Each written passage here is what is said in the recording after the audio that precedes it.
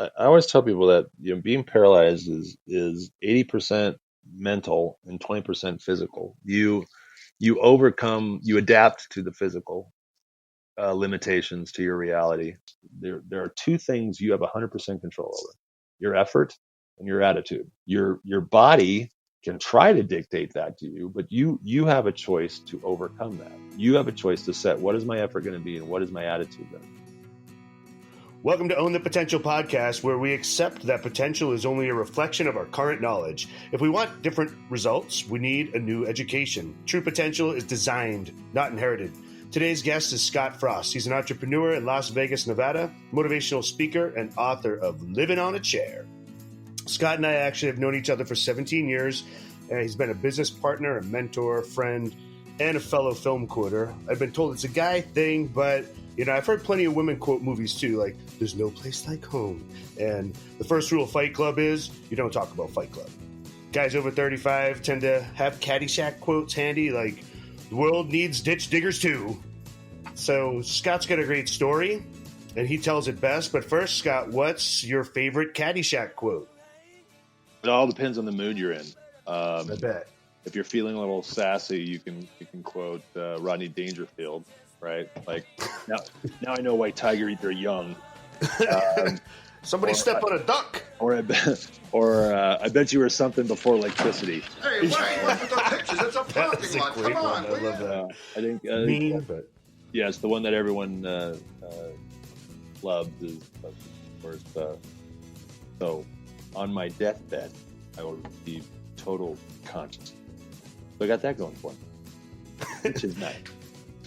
Nice. You probably know this too. It was like that I want to say that whole scene was ad-libbed, and when he has the pitchfork to his throat, and the kid's actually like kind of cracking up. I guess Bill Murray just totally did that on the whim. Yeah. The funnier story is that the original actor, they hired a total hack actor that Harold Ramis got bullied into using this guy. He was a friend of the producer, and really? They shot that scene without Bill Murray. Bill Murray wasn't even supposed to be in the movie, and it failed so miserably that they asked him to come on and do that scene, and then it went so well they just made him a character. I didn't even know that. Yeah, but apparently the first guy was so horrible. He had like absolutely no acting experience. It was just Harold Ramis had never directed a movie. That was his first movie he'd ever directed. Could you ever imagine Caddyshack without Bill Murray? Yeah, and the filming of that movie is famously everyone that was involved in that said it was an absolute train. This is across. Like everyone was just drunk and partying and stuff. A cocaine-fueled train wreck. And Northern California. That's the quote: cocaine-fueled train wreck. You can play 36 holes on it in the afternoon. It ended up being a Take it masterpiece home, and just get National stoned with Lampoon. Jesus bells that night. The rest is history. So. And even when current directors, I remember, they reboot everything in Hollywood nowadays. And when they were talking about that, almost every director, I think including Apatow, was like, dude, that's just one you can't do. You can't do it any better. No, you don't. Yeah. It would ruin it. Well, they tried it. I mean, look at Caddyshack too, right? Yeah. That was horrible. Yeah. Jackie Gleason. Jackie Gleason, right? Yeah. I mean, he's funny, but in that movie, it was so cheesy. Jackie Mason. What is it? Gleason. Yeah. You're going way back. Boom, pow, right to the moon. Yeah, that's right. I was like, where did that come from? Oh, wow. Well, I could talk about movies all day. Obviously, we've done that for years. And I think that was the way we used to blow off steam back when we were working and burning the midnight oil. So I could do that all day. But for those of you who don't know out there in the audience, Scott, could you please give us a glimpse of your story? What was that? You'll be able to tell it better than me. Well, I've always been an entrepreneur. I remember early on telling my dad I wanted to start a business. I wanted to be a business owner. I didn't even know what that meant. I just liked the concept of owning a business. I just thought it had a certain air of prestige, I guess. I don't know. I thought being your own boss was always a cool idea. And it took me getting spectacularly fired several times before I committed myself to being an entrepreneur. I tried to straddle both the corporate world and the entrepreneurial world. The first business I ever owned was, believe it or not, a daycare center, which nowadays sounds absolutely so perverted. There would be no way that a 23-year-old man could own a daycare these days and run it. But I hear another Adam Sandler movie being made. Yeah, my wife, Thumper's Daycare. That's what it was called. And my Thumpers? Thumper's Daycare. And it was run out of a church, and my wife was studying early childhood education, and she was the assistant director. And the couple that owned it wanted to sell it, and I'd got some money from my grandfather from an inheritance he had passed, and we paid the owners, and we were a 23 and 21-year-old couple running a daycare center. I was working as a pharmaceutical rep. But this was your first business. This was the first business that, well, if I was selling red Solo cups at Keggers for $5 when I was 16 years old. So that sounds more like it. Yeah, that's the real first one. If you want to go back even further, I was a wholesaler or a retailer of candy on the playground when I was 5 years. What that was like. God, that's what I did too. And then I was the neighborhood. Remember in the comic books you could order Black Cat fireworks? Yeah. And I would order fireworks. I had firecrackers. I had bottle rockets and firecrackers. I was the neighborhood firework dealer. And then I got you were an arms dealer in somebody ratted me out. The fire chief showed up at my door, and I had to give up my stash.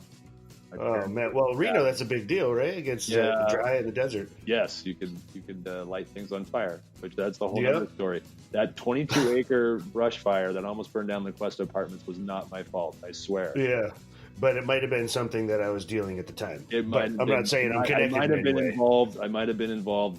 Some third party may have been involved. But anyway, so 3 degrees of separation. Yes, busted. It was like 2,400 degrees of separation. It was a very warm fire. But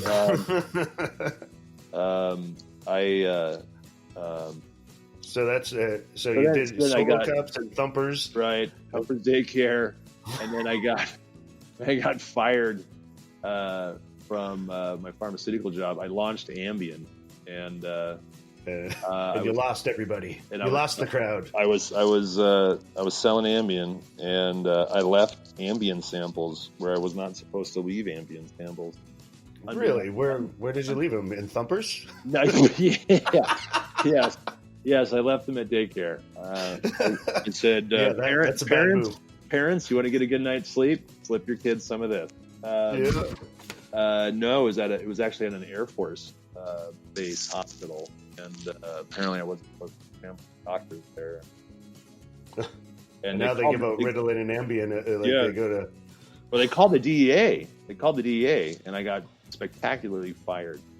Wow. And I lost my 7-year pharmaceutical career, went down the tube. That's amazing. Yep. Got into... Look what happens, right? Yep. There you go. So... one door closes, another one opens. Well, I had to pry that door open. I struggled. It was a big struggle to get into to find what I wanted to do. And here we are now. What was that? That'd be 30 years later. It was 94, so 25 years later. Wow. Here we are, and the biggest setback that I've had in my career, obviously, was my motorcycle accident when I broke my neck and was paralyzed from the shoulders down.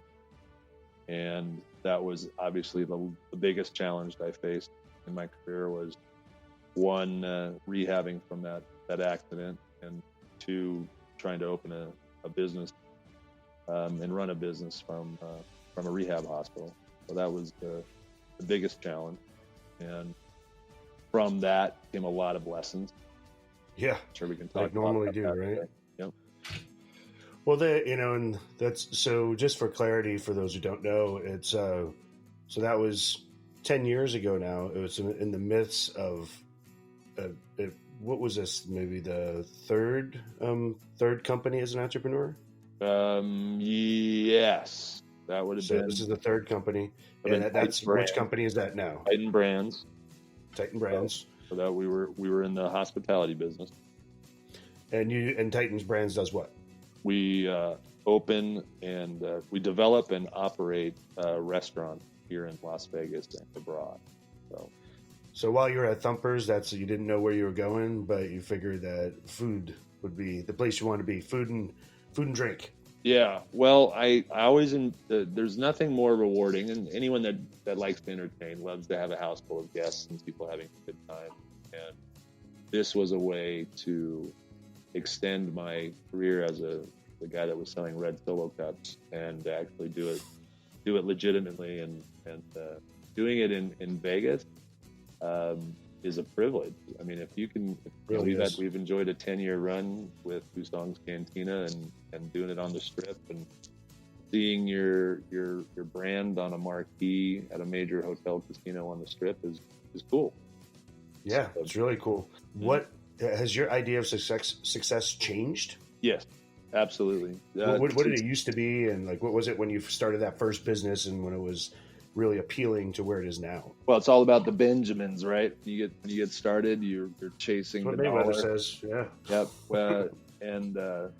And don't get me wrong, Benjamins are nice, but I know a lot of people that have plenty of Benjamins that are miserable people, and I think so. We're here to help them. The biggest thing I discovered after my accident was there's a difference between happiness and joy. Happiness is something you receive. Joy is something you give. And that's good.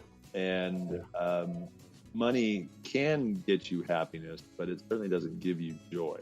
And we were very focused on the bottom line. We became more focused on the people who were helping us make the bottom in business. Right. And when you started focusing on your people, guess what happened? Funny thing happens. Make money. Funny things happen. You make money, and, people are actually happy, and your turnover, at least at the high level, manager position, less. Yeah, and I mean that's a big problem in restaurant, right? Yeah. Is turnover. Yep, huge. And personally, I focused a lot more on this is a word that's so cliche, but balance. But what does really balance mean? It's like, right, okay, you can knock yourself out working 70, 80, 90 hours a week, but that doesn't make you happy. It doesn't make you successful. And in this society, a lot of people brag about how many emails they get a day, or they brag about how many hours they work a day. How little sleep they get, or I didn't sleep. I'm going on 4 hours right now. Like, that's not living. Yay! That's not living. That's existing. That's surviving. Yeah, you can be a business owner, or the business can own you, and you can walk away from your business and come back to it and have it be working just the same way it was when you left. You own your business. So it's empowerment, though. Right. Like you said, you're empowering, you're delegating, and you're trusting. Right. And a funny thing, don't you agree? I think you will. But when you do that to people and you give them space and you tell them what the goal is, but you let them be their own creative selves and get it done in their own way, they're so much more productive and joyful. Right. Then, so here's you ask a big difference, pre-accident, post-accident. Yeah. Pre-accident, I would tell you what to do, and then I would manage every step of the way of how you got there. Right. And after the accident, I was physically and mentally unable to do that. So I had to say, here's what you need to get done. Get it, and just manage the outcome, and don't manage the process, because everybody has a bunch of different ways to get from A to Z, and you can't sit there and manage B, C, D, E, and F. You just got to let them go. And they'll jump around, and they'll do things different, and they'll do things that maybe you don't agree with. But as long as they deliver on Z and they get you from A to Z, that's the most important thing. Like, did it force you to listen more? You said God gave you the ability to delegate and practice that, but did it change that part as well? Or? Well, when you rely on everybody around you to do everything for you, you better be a good listener. Good point. You better be a good listener. And then the other thing is patience. You have to have patience with people. So probably one of the biggest differences people saw in me was